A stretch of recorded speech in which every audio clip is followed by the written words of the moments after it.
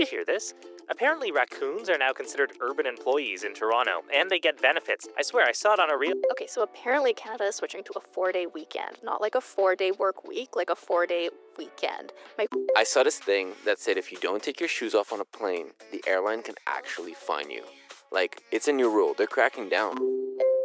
Or you could get the real story. Hi, I'm Karen Ciolin, an award-winning news reporter and host of the Big Story podcast. My team and I break down what's actually happening, from world-shaping events to the everyday stories that spark debate, so you can make sense of it all. We're here to explain what matters and why it matters to you, and give you the context you need for those kitchen table conversations. Trusted, Canadian-focused, curious, news that connects the dots. Listen to The Big Story wherever you get your podcasts.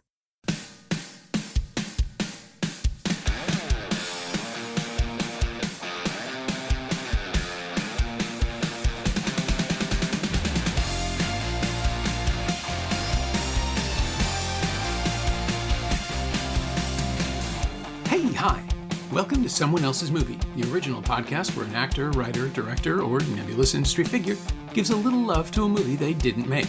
I'm Norm Wilner, I'm a critic, consultant, and programmer based in Toronto, and this is The Other Thing I Do. My guest this week is Alex Noyer, a writer, producer, and director whose filmography includes the great synthesizer documentary 808 and the indie thriller Sound of Violence.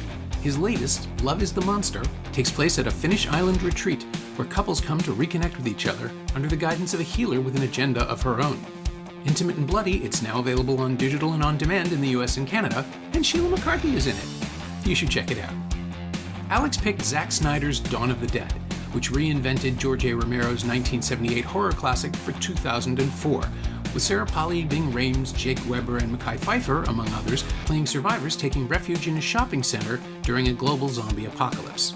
With a terrific script by some guy named James Gunn, and a lot more urgency thanks to the addition of sprinting, raging dead rather than Romero's slow walkers, this new dawn presented an evolution of the zombie genre, and 2 decades later, it's still a hell of a debut.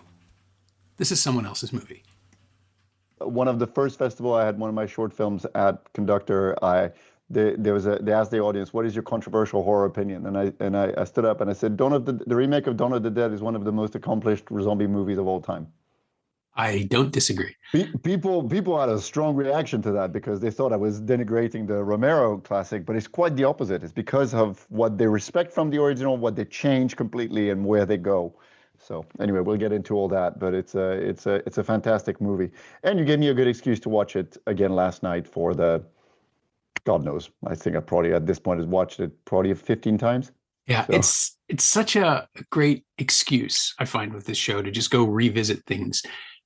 Especially stuff that I love and kind of wouldn't want to spin up again, maybe necessarily. It wouldn't be the first thing that occurs to me. It's like, oh, somebody wants to do Dawn of the Dead. That's cool. I can do that. It's funny because I was thinking about what to suggest, and obviously my brain went to my favorite movie of all time, which is A Clockwork Orange. But then I was like, let's stick to horror. And what is it that, in the premise of your show? I was like, well, let's talk about that, because that this is something very special about somebody taking on a classic and with everything. And that was as well Snyder's feature directorial debut. So, pressure was up, but he delivered. Well, he's discussed it a number of times, and he and I briefly spoke about it 5 years later, maybe during the Watchmen junket. And he said, he loves the original, but he didn't want to remake it. He figured this was that solution. Gus Van Sant once told me, we talked about the Psycho remake, and he said, nobody ever wants to ask about that. Why do you want to know? And I said, I just think it's a really interesting experiment. And he said he did what he wanted to do, which was prove you can't remake a classic if you follow it, because the times have changed, the mores are different. Everything about it is, the shots are identical, but they're not, because different people are in it. There's no such thing as a shot-for-shot remake, was his thing. I think this is why, in a way, I think Dawn of the Dead is always a funny conversation, is because it is an example, or film school example, even though I didn't go to film school, of how to make a remake by not making a remake. And it's almost also relates to the way Kubrick went about putting The Shining, which obviously created massive tension between him and King, but it's about making your own movie. It's about, so whether it's a book or a series or a movie that you're tackling, it's still, I think successful remakes are the ones that are not remaking, but actually reimagining. And I think this is what it does so well. I agree. I think that the loose trilogy of remakes from the 80s of The Thing, The Fly, and The Blob, and they're all departures in almost every aesthetic way, and narratively they take chances, but they also preserve the spirit of the original films. Yeah. In the same way that Snyder's and Gunn's script obviously are trying to do here. What Snyder had said was, I want to make a zombie movie, and if I have to call it Dawn of the Dead, then that's how I'm going to make my zombie movie.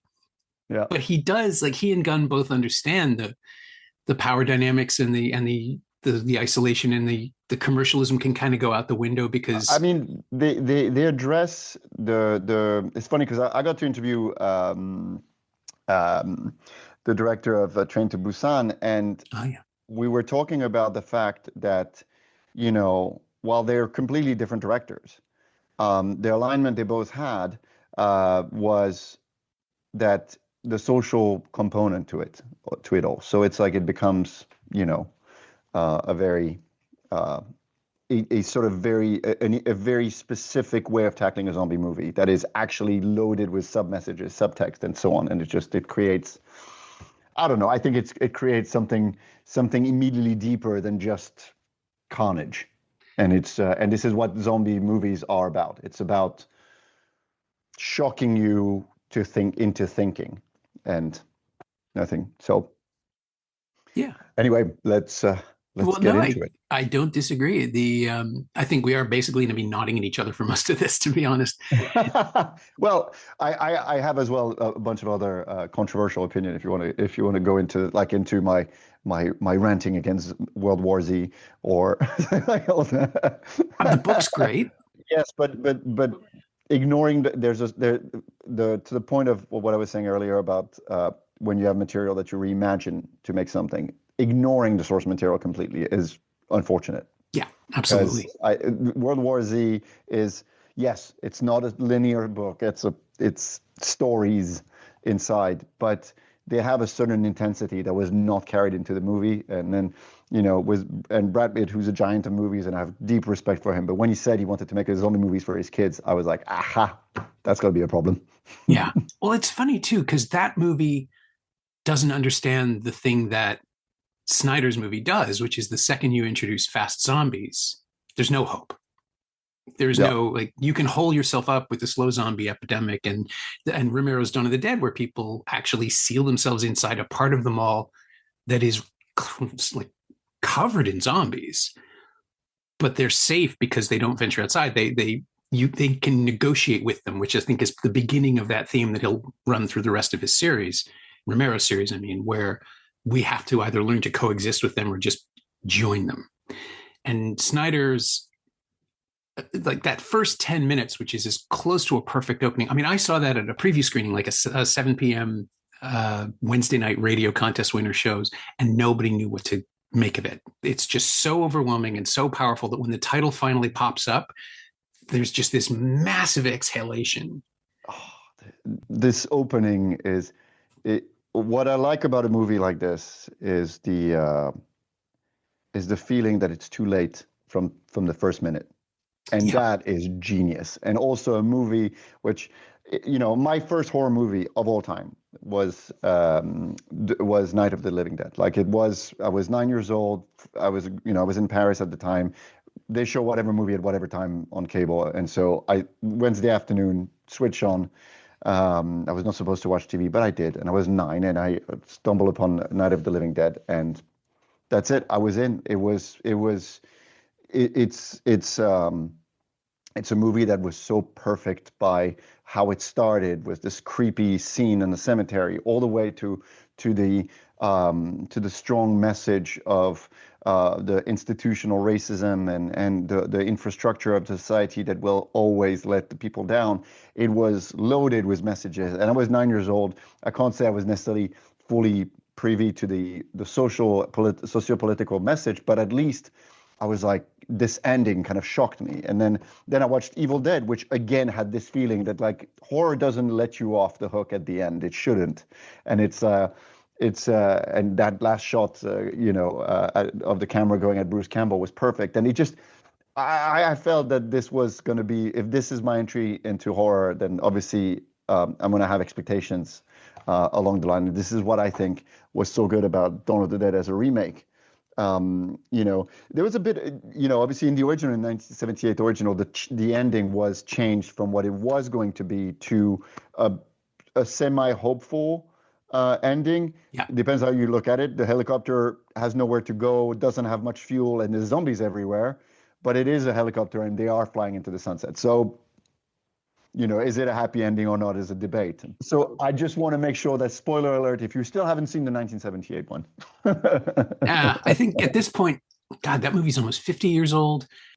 Snyder's Dawn is 22. We can, plus their zombie movies. I think the basic tenets apply and the expectations. And that is, of course, the beauty of both Romero's film and Snyder's film is that they're nihilistic, but they're also open to life. Like the Romero is so interested in capturing the little moments of domesticity and the little moments of consumer moments that feel like human behavior. And Snyder and Gunn especially, I think that pairing, because Gunn wears his heart on his sleeve and Snyder is just like, nah, kill everybody. And they're fighting. Like you can feel that tension in the script over how many of these people are going to make it to the end. And this is you're absolutely spot on. And interestingly, I think there's a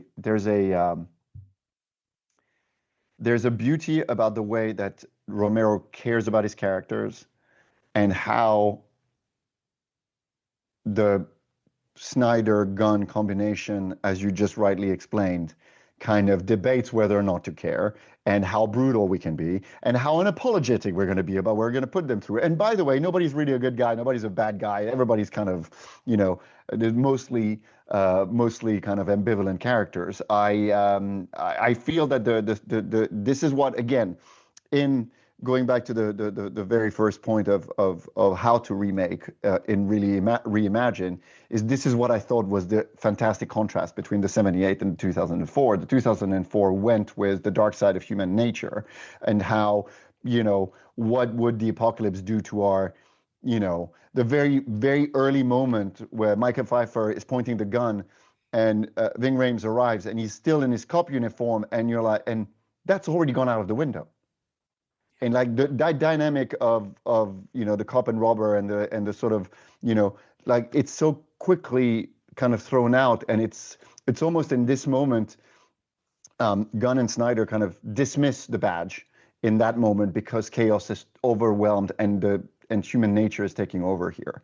And I think it's like, this is what I thought was so brilliantly done in this movie. And again, I controversially call it the most accomplished, one of the most accomplished, if not the most accomplished of the 21st century, zombie movie of the 21st century, is because it sets not only the stakes and the arcs, but it also sets up the debate from the beginning when we are seeing that, like, how would you react? It's too quick. You don't have time. We hear in the hospital already that things are happening. We know that this guy arrived with a bite and now is like in a whole different department. And essentially, when she leaves and she's trying to scold the ambulance driver about smoking, but no time. It's like it has begun early, and so the ambulance leaves, and then the music. Have a nice day. And it's like everything is perfect. And then yet you're hearing all the signs and everything, and you are forewarned, and everything is already happening, and the humanity is being peeled behind the scenes. And then the next morning we see what happens.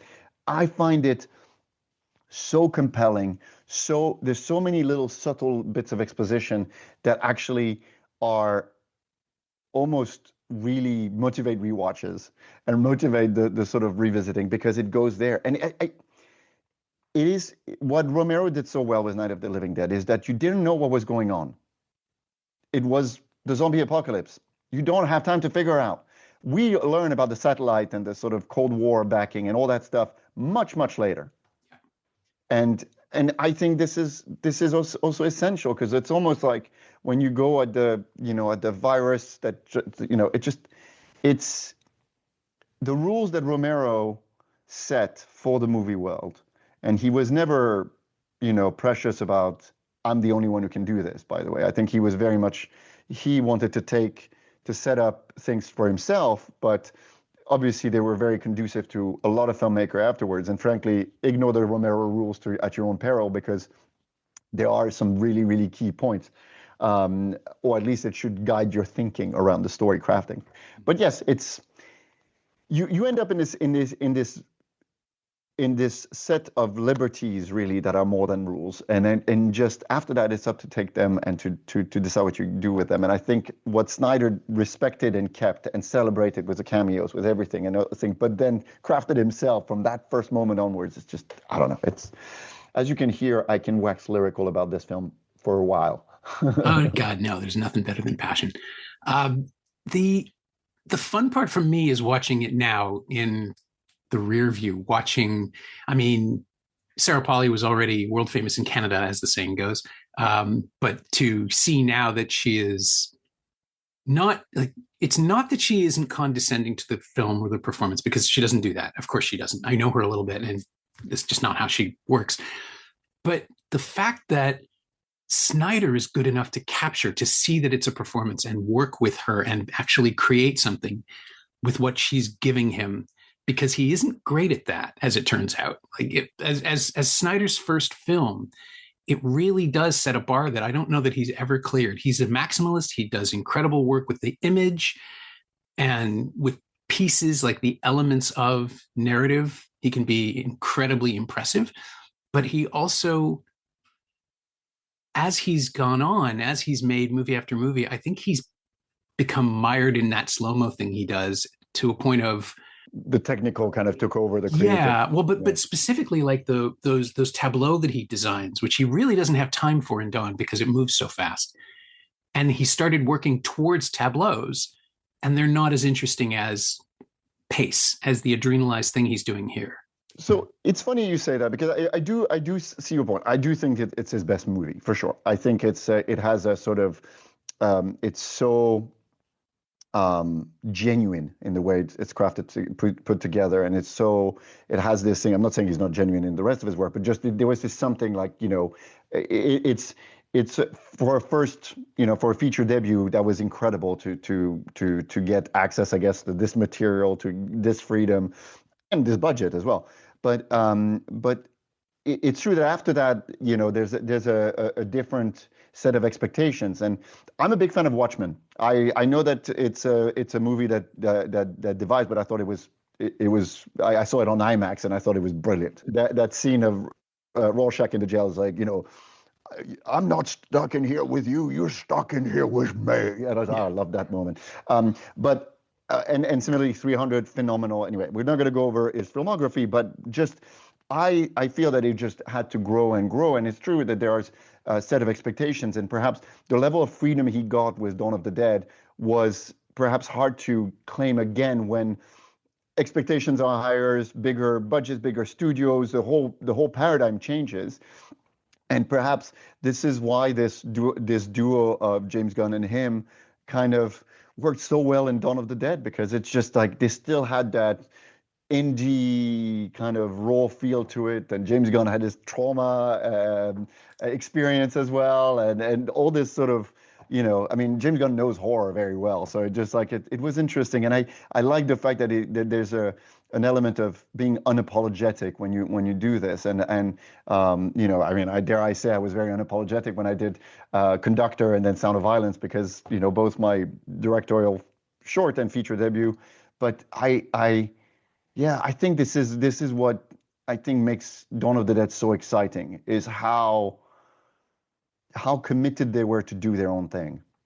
Yeah, well, and by setting it up with a completely unrelated character to anyone we might recognize from the original film, by telling you this is going to be new, and then yes, okay, there's a Black Authority figure in Ving Rhames, but he doesn't have a partner. There's no similar relationship. Like he and Rhames and Sarah are the kind of initial two, which is such a great visual odd couple, because she's tiny and he's just massive, or at least he projects that physicality. And it just puts you on a different angle, on a different track as an audience member. Like he's making this for people who do know the original, and he's telling you he knows what he's doing.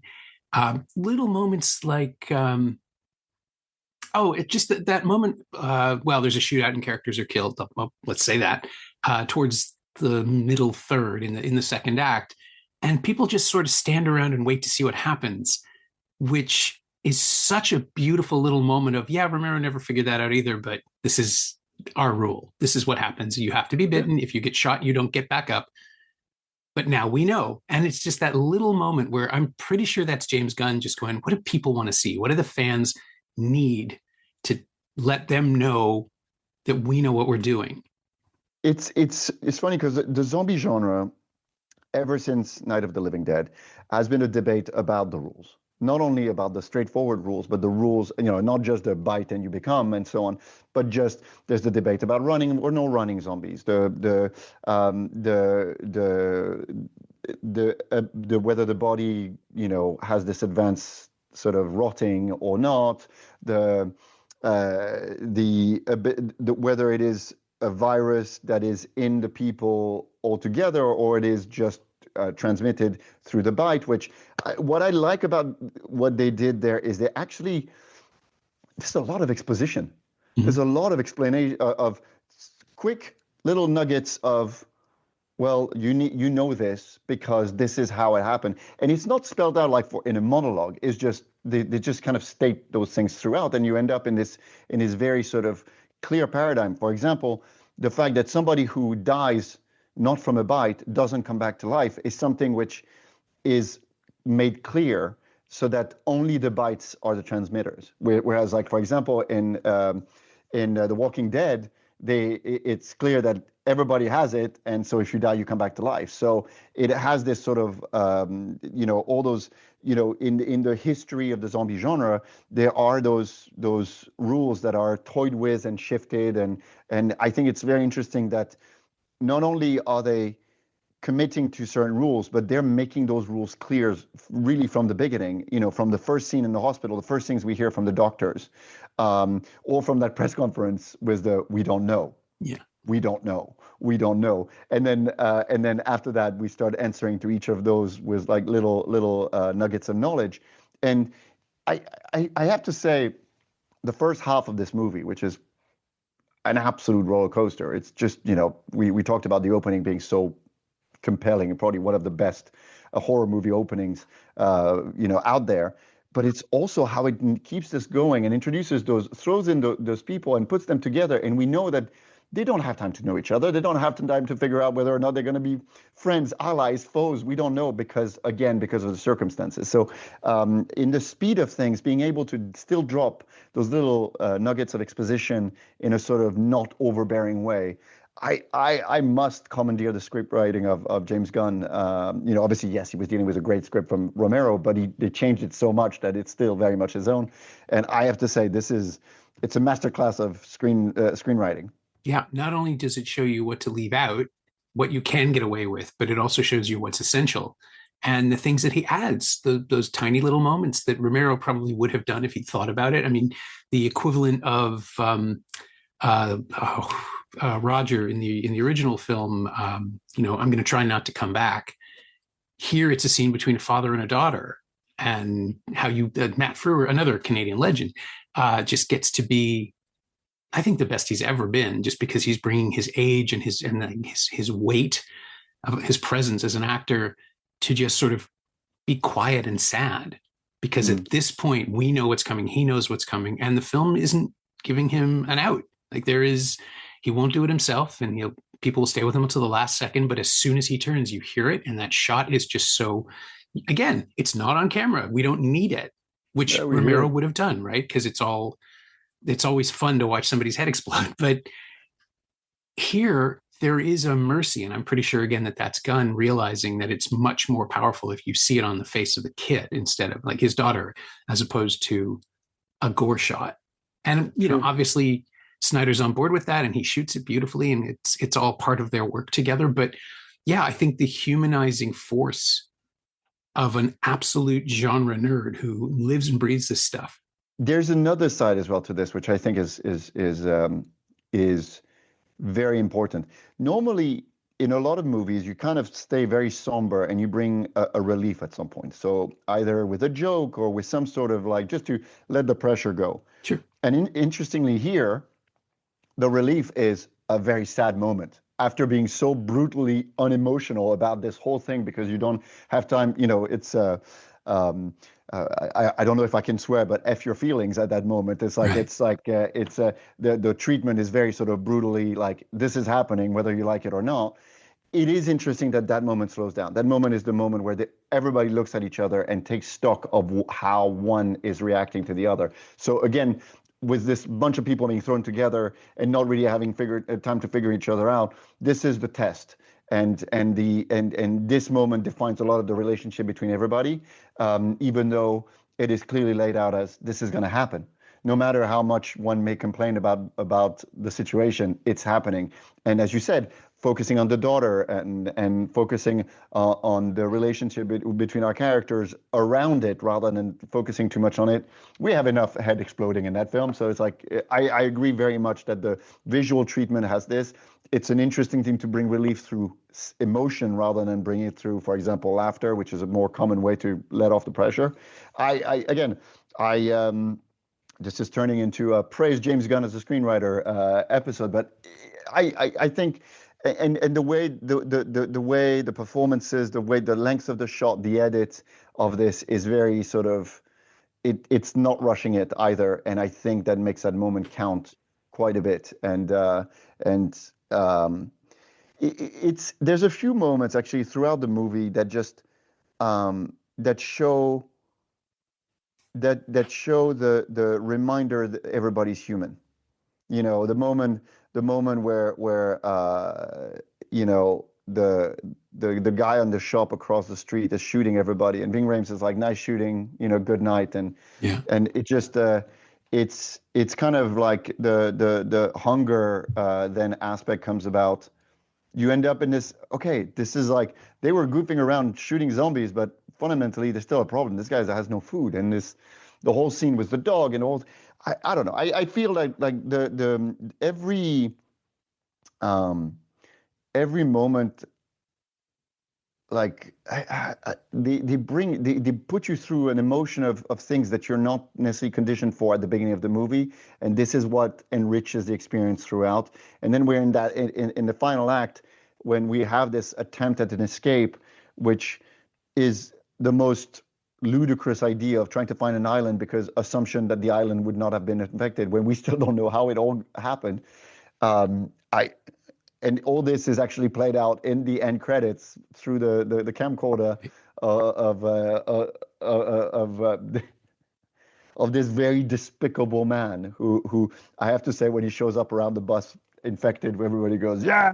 And the fact that she kills him, I don't know. Anyway, I'm rambling now, but No, you're right. Every moment you live very vividly, and that's the point. It's like, and this is where I think this movie stands out as a very special zombie movie, is that not everybody's disposable, and if somebody's disposable, it is very intentional and very brutal. And then, by the way, there are other things at play, and again, there's a twist into each of the situations, and we just have endless fun, and it's hard, It's an hour and 40 something minutes. It's not, I think it's 100 minutes, I think, altogether or something. And it just goes in a flash because it just takes you places. From the opening credits with the journalists who get torn apart, mixed with the right images to, with the soundtrack, everything. It's a multifaceted experience, which I think should be recognized, as I said, as one of the most accomplished zombie fare, frankly, of all time. And, that's somebody who literally got introduced to horror by Romero. So I was very satisfied with this film.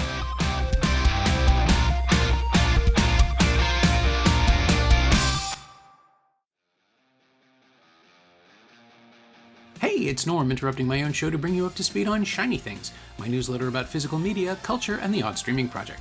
Last week, I wrote about the new discs of Scream 7 and Undertone, and subscribers to the paid tier got my exclusive reviews of Toy Story 5, Leviticus, Maddie's Secret, and Over Your Dead Body in Friday's What's Worth Watching dispatch. Sign up for the 14-day free trial at shiny-things.ghost.io to get caught up. You like reading about movies? I like writing about them. Come check it out. It occupies a pretty high place on my list as well. It's released right at the same time as Shaun of the Dead and 28 Days Later, which are equally game-changing in their ways. And I think like Shaun is just one of my favorite movies, full stop, just because it is such a love letter to the thing that it is doing while still being an exceptional version of that thing. Dawn, it's very close in its heart. Like it is doing the same stuff. It's just, I think the difference between a London exurb story, a London borough story to in the American urban landscape is just, it's a different leap. And so, of course, this is the amped up version where everybody has firearms as opposed to the last 5 minutes of Shaun when the army shows up with similar tactical gear. But it's what you said. When it slows down, it does something moving rather than something silly. Like the other thing I'm thinking of is that tiny little moment from Jake Weber where they're going around the room asking everybody what their favorite thing was, and he just says being a dad, and he throws it away, and it's maybe the greatest piece of acting in the entire film because it is, oh shit, that's right, they all had entire lives before they got here, and his is the one that is clearly, and we still don't know anything. Yeah, and he won't share, he won't ever go beyond it. He clearly has a complicated backstory. That is not just working in an IT store. And in this moment, you're right. That moment around the table where they have this dinner, it's a significant moment. It's a being a shitty husband, but being a great dad is a sort of, it's an assumption. It's an interesting moment because I think I agree the acting is fantastic, but also it anchors his character all of a sudden to, you're expecting redemption in a road to redemption for somebody who's not going to share what he needs to redeem himself from. Mm-hmm. But at the same time, there's like he's like Velcro at that point. You latch onto him completely as a character, because Anna is already, got our attention because we lived with her in that very early short moment. But I think the character of Michael has an interesting becomes immediately sort of deeper and layered, and again there's just like somebody you really want to see where he goes, and it's funny because when you rewatch the movie and you know what happens and you spot the when it happens and stuff, it's almost like it's not spoiling it for you because you see the moment and makes you sad preemptively to it. You know when he gets bit. You know what happens. You know what happens. Spoiler alert. Mm. But it's. I love the calm with you notice all those little things, the looked down and stuff, but the calm he keeps as well. After that, again, very very interesting character, and it's funny because like he's an actor who I expected to see everywhere after this role. Yeah, I think he got a TV show and then just really successful network procedural for about 6 or 7 seasons, and it just took him out of the running for a lot of other stuff, I suspect. Which is a successful career, but at the same time, it's not the one we expected after this role, where I feel he shines for sure. Yeah, sorry, it was Medium. He was the husband on Medium. Yeah. And I get it. It's like watching Paget Brewster on Criminal Minds for however many decades she's been doing it, knowing that she is this amazing comic engine. And it's a job, right? Actors take work because they don't know what comes next. And in our case, it was a career. I mean, I think, isn't it still going? It is. It's back. It stopped and then he came back, and then the thing is, like, being an actor is such a difficult career to choose. I mean, frankly, any position in the movie business is, but being an actor is an unpredictable one because there are choices you're making that are defining what you do, what happens next, and you go into TV and procedure roles. It can be. It's one thing when you appear on an episode, but if you get a series regular, then people perhaps detach you from the cinema and movie acting craft. And as we see, it's important to see some actors actually cross back over and show their chops further, and you get a lot of surprises, and you see you see that, but. Yeah, it's funny because Jake Weber would have been my bet about somebody who would have gotten something, because he is a very he hones his craft quite well, and it just like obviously Ving Rhames, phenomenal, incredible. Just absolutely love seeing him on screen always. I was surprised to know that he chased that role. He was a fan, right? Like he just wanted to be part of it. Yeah, and it's still like a directorial feature debut, and there's a lot of unknowns, and it's still a remake, which is a controversial take on a Romero classic. So you're like, it can be a trap to commit to something like that. But frankly, it just he's phenomenal from the first image we see him say something. It's just like and Sarah Polley was incredible. The whole cast, it just like, and I'm thinking about like Ty Burrell and pre-Modern Family, and such a polarizing character and so different from what he did in Modern Family after. They really nail him as the asshole of the story, and you're like, as I said, this is the death you kind of cheer on. Spoiler alert. Yeah. But I think this is where overall I wanted to really discuss this film today. Is that for a movie that makes you talk about the horror, about the dynamic, about the original, for what it's different, but also about the characters and why one is more compelling than the other, and how the situation brings about a display of each. There's enough time. It's tricky because obviously in my film Love is a Monster now it's like an ensemble, and it takes time to explain who everybody is. Mm-hmm. But here you're like you are, and the situation of how they deal with the situation tells us so much, and the exposition is so subtle about it. And I was just like thinking about the Mackay Pfeiffer character and Andre, and it's very. Again, that situation with the birth of the family. You want to hurt my family? That moment. I'm like, he's a phenomenal actor, and his career proves it. But it's just like that moment, the way he looks. It's like, you want to hurt my family? That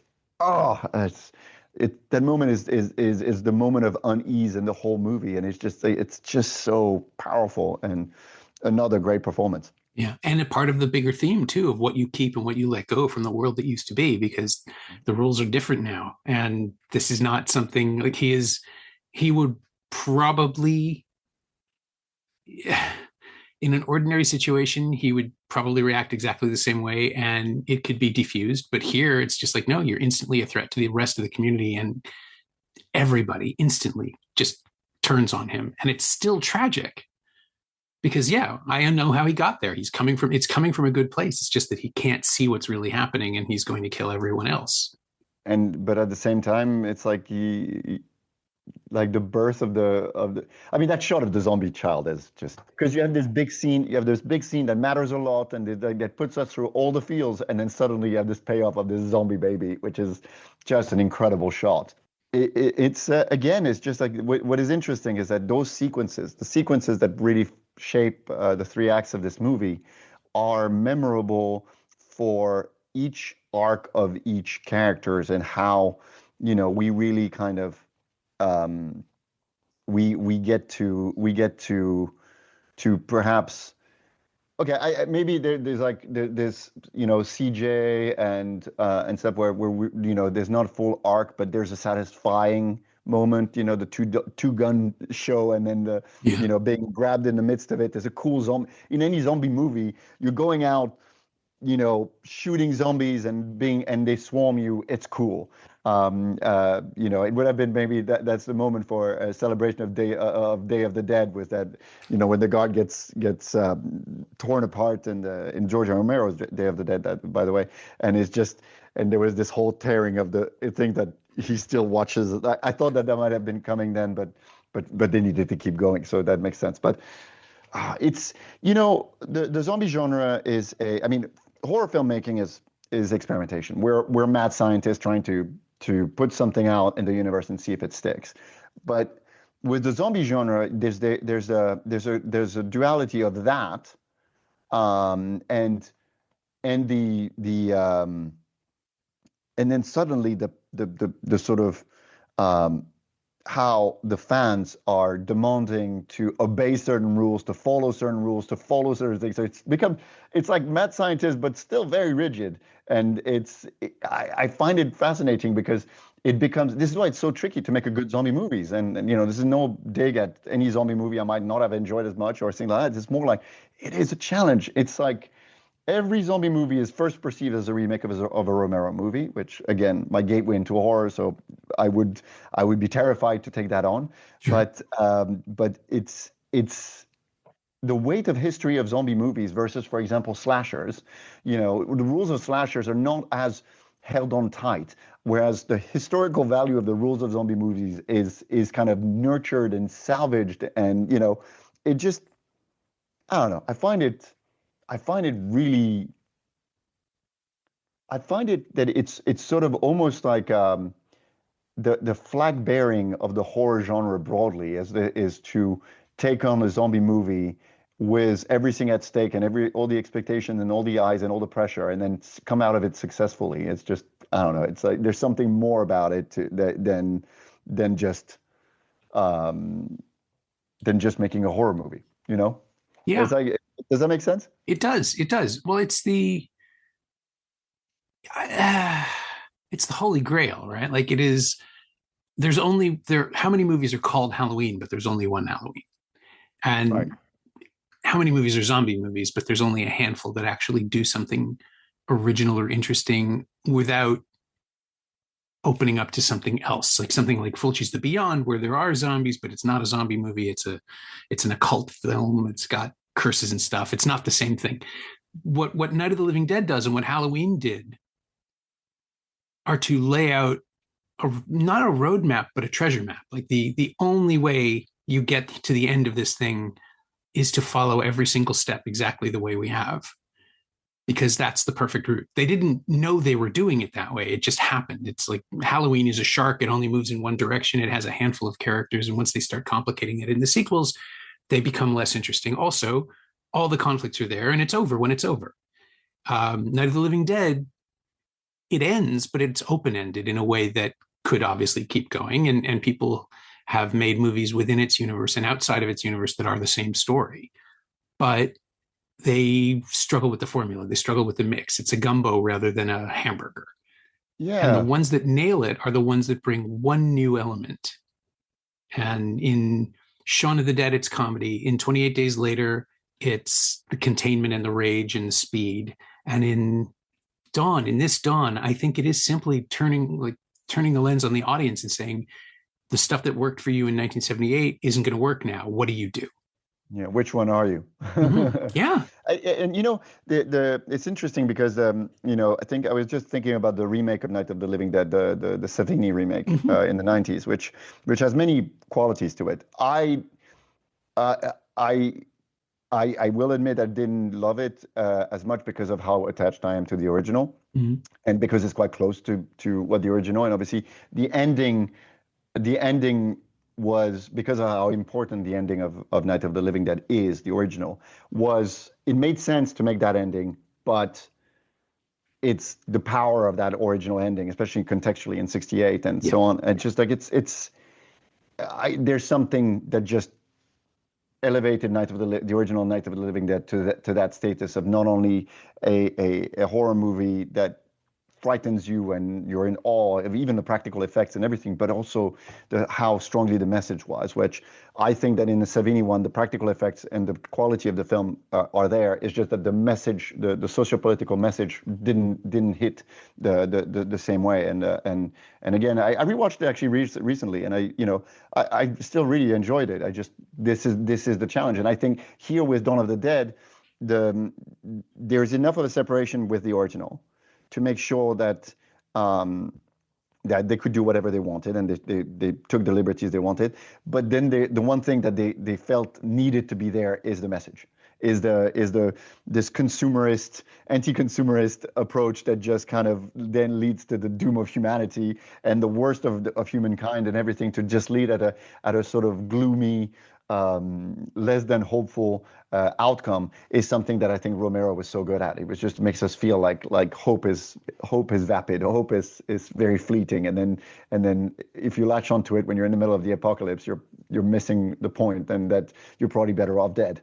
And it's just, I don't know. It's a very successful remake for that reason, for everything it didn't try to match and everything it did its own, and then at the same time. It's. I'm not even sure that I can fully form this thought, despite having watched this movie, as I said, 15 something times, 15, 20 times. It's a movie that still provokes that thought about how one can finish a movie that way, commit to an ending that way, and deliver something so surprising as it's interwoven with the end credit, and then still ultimately brings you something that is a satisfying ending with a sort of desperate outcome. And again, I think if you look at the '78 original and the duality of the ending, again we spoke about the helicopter escaping with low fuel and zombies everywhere, so a mitigated sense of hope. But then when you look at the original ending that he was going to do, where they were going to kill themselves. Yeah. It's interesting because he had committed to doom, Mm-hmm. And I think it's the memento mori. It's the accept or remember you will die, and the inevitability of death in life that is exacerbated to a faster timeline when you're in the middle of a zombie apocalypse, and accepting that trying to find hope or a sliver of a happy ending in there is foolishness. And I think this is why this remake is very, very successful, is because it committed fully to it. Whereas, dare I say, again, not criticizing the movie, but in the ending of Savini's take of Night of the Living Dead, the fact that he comes out a zombie and gets shot as a zombie, and then it shows that they have this sort of force of dealing with zombies, and that there's like a sense of the army taking over, and a sort of sense of a potential solution. That's the part that I didn't connect with, because you have to be overwhelmed. You don't have time to organize the whole world to deal with something that spreads so quickly, that is so out of control, and has absolutely given you zero information about how to solve it. Yeah, I think the thing with the Savini ending is that it is a twist for the sake of a twist. It's because up until that point, they've been so faithful that, you didn't see this coming. It's like, no, because it's dumb. It's not the ending this material wants. And it reminds me too, thinking about it, that this is how Sean can get away with an optimistic ending, because it is funny. Like, it is loose enough to allow for the possibility. The jokes allow you to hope. And then you still get that beautiful melancholy moment of Ed in the shed and their friendship continuing, even though he's long gone. And Sean gets to mature and move forward, but still be trapped in his adolescence in that perfect thematic way. And the thing that Romero understood in Dawn, I think, is when he changes his mind. It's not that Franny killing herself isn't dramatically valid. If she had stood up into the rotors of the helicopter as originally scripted, did they even shoot it? I don't think they did. I don't think they shot it. No, because they tried to dissuaded him to do that ending during production. Because and I think we have a zombie that gets decapitated by the rotor. Yeah, which sets it up beautifully if that is where it's going, right? Because she sees it, and it's. I read about it a while back, so I'm not remembering all the details. But the fact is, it's like, I don't think they shot it. I think they were very much sort of like, everybody around Romero was kind of like adamant. It's like, I think you should pivot there. And it's still perhaps what makes the original Dawn of the Dead such an iconic moment, is that iconic movie is that, first it's all set within the mall and stuff, is that when you read about it afterwards, you want to read about how it was made and know the conditions and the means and the makeup and everything. And then you read about that and you're like, I could see that happening. I am of the school that almost the movie would have been even better. I mean, I love this film, but even better with that ending, the original ending. And I would have loved to see it, perhaps. But yeah, so again, thought provoking in there. Yeah, I wonder too, because it feels to me like that's the moment where he catches something that is the whole theme of Night, which is that Ben doesn't get bitten. Ben gets killed because he kept fighting. And not letting them have you is the end of dawn and the end of day and even Land of the Dead. Like if this happens, it's going to be because you screw up, not because you give yourself up to the zombies. And that's the thing that runs through, I think, the best zombie movies is there is no resignation. Even Michael at the end of this Dawn has no other choice. Like he stays behind to protect everyone else because he knows he's done for. But he fought right up until the last second. I love those various deaths that CJ was the tank. Yeah, I made a mistake earlier. Like CJ was the tank. Like he blows up the truck, and then what's his name? CJ drags him into the sewers, and he's shooting with two guns. That's who I was talking about earlier. And he just, I don't know. There's something about those deaths that you go down fighting as well. It just creates this sort of, this is what the zombie genre as a Western take almost is like, and you balance that by the death by making wrong decisions, and then the death by doing. There's so many outcomes possible that you end up. Yes, they end up with formulas and definitions, but like, you know what I mean? It's like it's interesting, and that's why obviously that original ending of the original Dawn of the Dead would have been, would have committed perhaps to that a bit more. And that's perhaps why I wish we would have seen it as well, or at least they would have shot it, so we would have had it as a potential extra one day. Yeah, we'll never know. Your films don't really move like Dawn. Like the work you've done is very different. It's more contemplative. It's about relationships and trust in much the same way, I noticed. But is there anything of this film, of Gunn's script or Snyder's direction that you've brought to your own film? Is there any kind of to your own work? Is there a way you've referenced it or borrowed from it or just outright stolen? I'll admit that this film is a film I'm just a very deep fan of. But what this film did to me as a filmmaker is it encouraged me to be unapologetic. So the unapologetic nature of the script by Gunn and the direction by Snyder is that they commit to something and they just stick to it, and they do not falter under the pressure of dealing with George Romero's material. And I think this is the part perhaps as a process, and as well, as I said, all the waxing lyrical about the screenwriting, the way the acts and the beats and stuff. It sets the stage for the way. Now, as far as the relationships, I do think that if I'm thinking about Love is the Monster, for example, and dealing with an ensemble, it might not be as conscious at all times, but it was, the idea that we have those people brought together in a sort of, in a faraway place and kind of out of their comfort zone, and to deal with whatever is thrown at them was something that's one of the movies that definitely would influence my take on how to deal with the ensemble, and how to have the courage perhaps to take the time to deal with the characters as well before you put them through the grinder.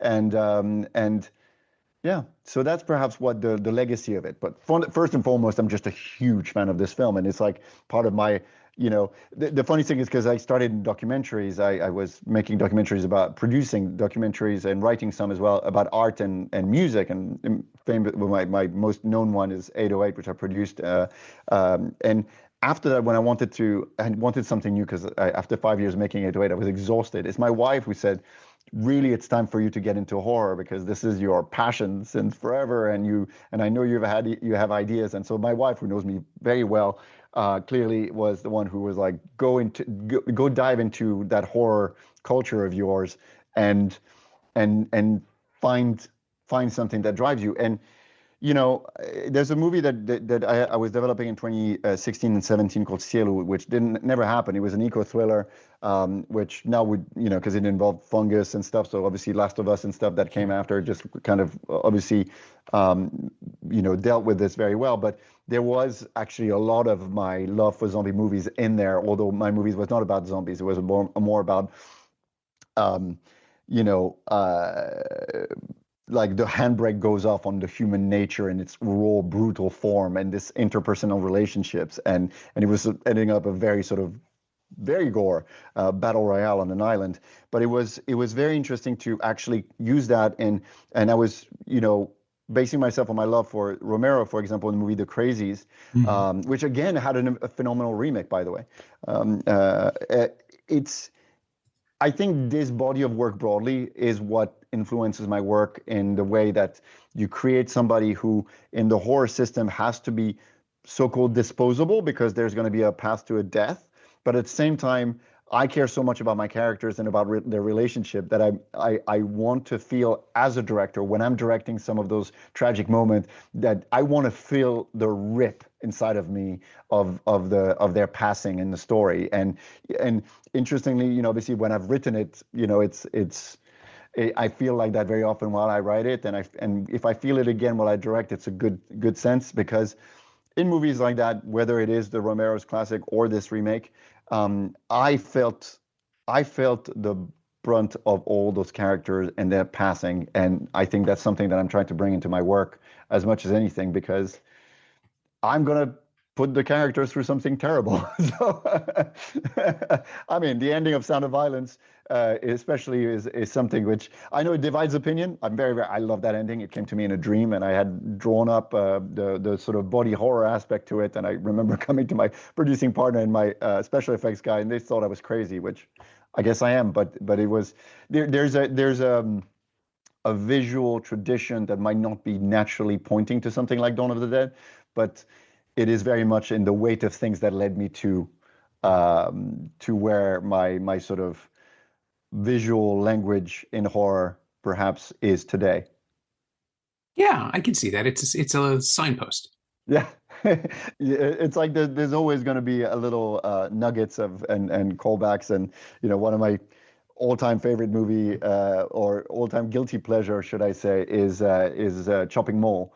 And I got to reference it in a very subtle way in Sound of Violence, which mattered to me. And there's a bunch of moments like that just you will see peppered through my films references to horror movies I care deeply about, and that as a fan I want to celebrate. So it's not about whether or not it changes my approach, but it's more about, hey, by the way, I love this film.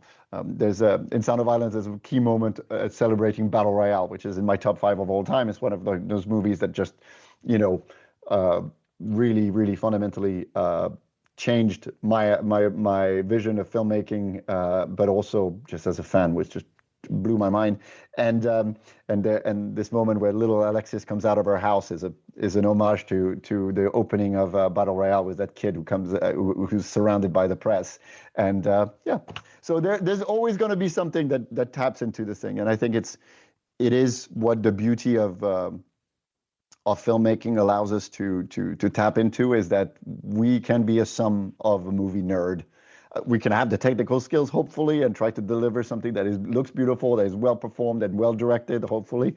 But at the same time, it's fun to hopefully sense as well the movie culture of the person behind it. Because I know that when I watch a movie and I try to go to see everything, I love to have a sense of who their influences might be, or even indirectly what movies they might like.